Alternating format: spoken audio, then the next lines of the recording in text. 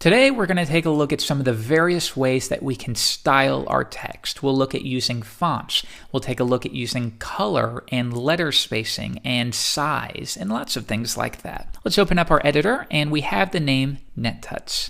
If we load it in the browser, as you would expect, it displays in the browser defaults. So let's begin.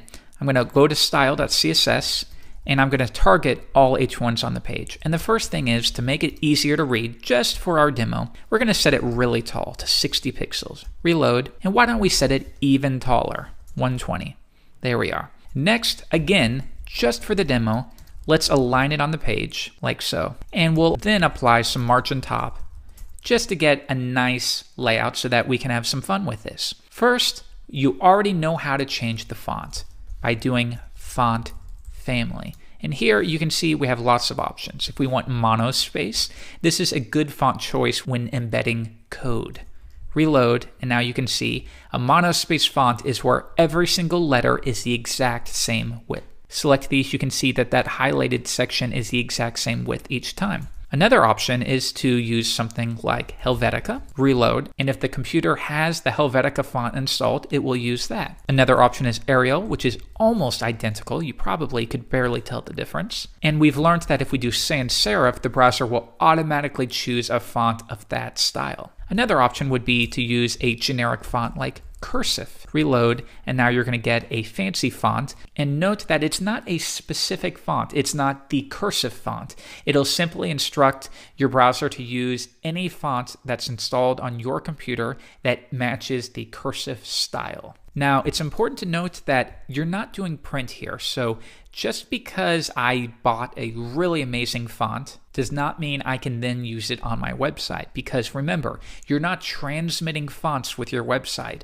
If it works on your computer, that does not mean it will work on another person's computer. Now, that does not mean you can't use custom fonts. It just means you can't assume that the person browsing your website is going to have the same fonts installed that you do. Now, we'll come back to that shortly. Next, let's take a look at letter spacing. But before we do, I'm going to bring this back to sans serif. Print designers know that they often tweak the spacing between each letter. And we can do that in CSS as well.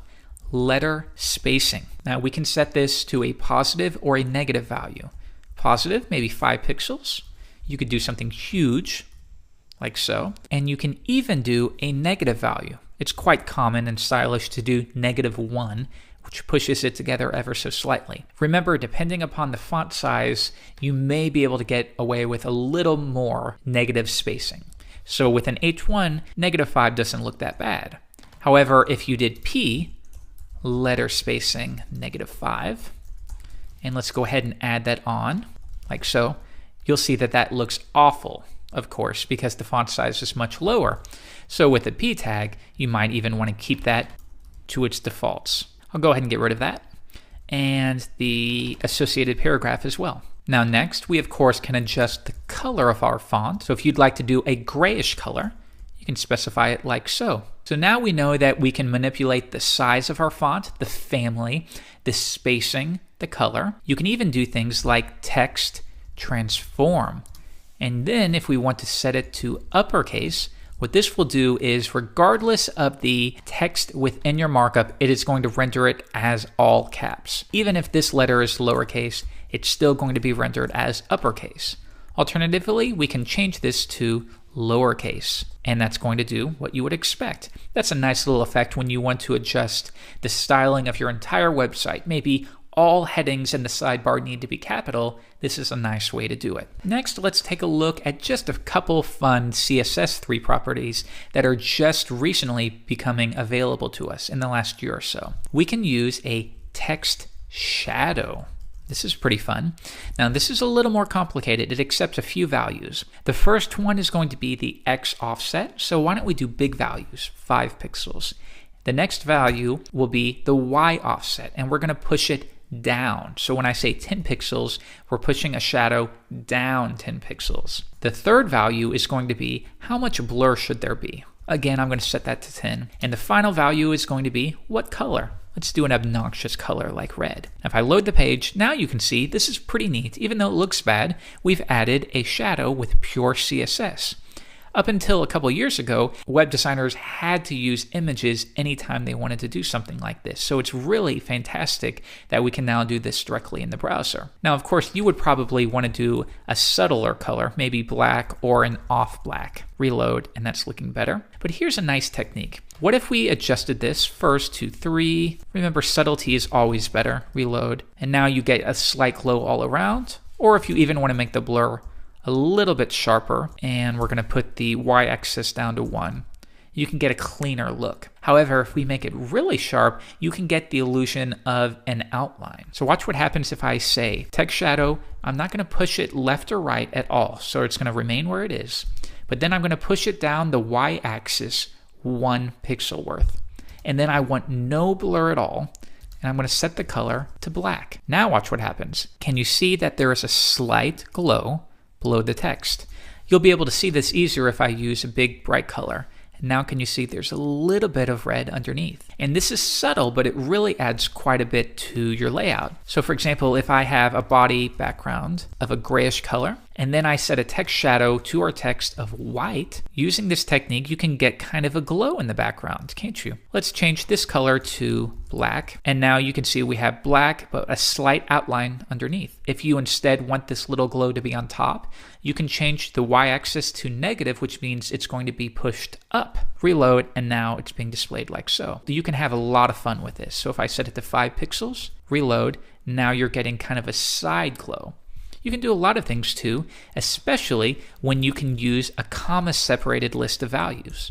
So what if this time I wanted to do 6 pixels, -2 pixels, no blur, and red? Now we have multiple shadows. So we have white, and then we're outlining that white. And notice I do one more than each, because if I did something like 4 and -1, it's going to be covered up and you'll barely be able to see it.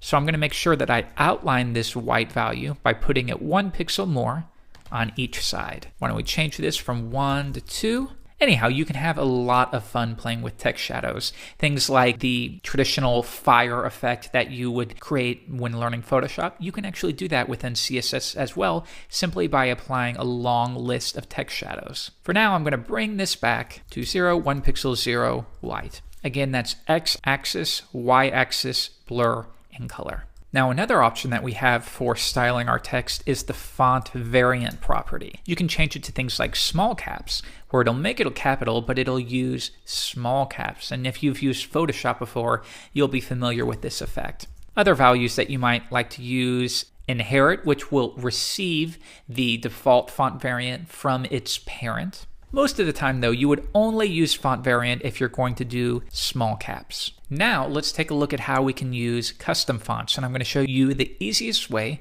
which is by using the Google Font API. If we browse to google.com/webfonts, you can see that we have a huge list of fonts. Now, I will warn you, they're not always the greatest fonts ever made, but you can find some nice stuff. In this case, let's look at something that's very noticeable that it's a custom font.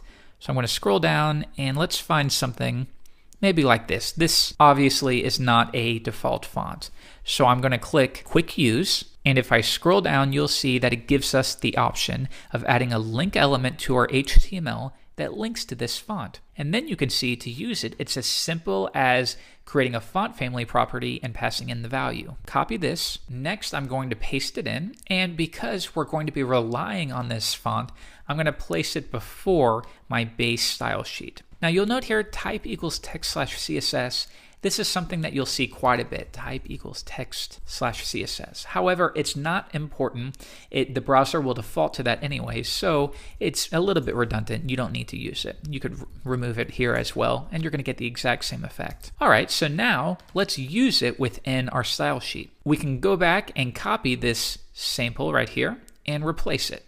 And now we're specifying that we're going to use that custom font that we linked to, and then we're providing a fallback to cursive. If I come here and I reload the page, Sure enough, we're using a custom font and we were able to do this in 15 seconds or so. Now, this might sound normal to you, but to actual web designers who have been working in the business for a long time, this is really amazing. Before, we had to use very complicated techniques, whether we were using terrible images or even, believe it or not, we were using something called Cipher at a time, and this was Flash. We would use Flash to add custom text. It was horrible. It was really difficult to get set up. The fact that we can do this now is really incredible, whether you see it or not. All right, so that's going to do it for today. You've learned quite a bit about typography. There's far more to learn, but this will certainly get you started.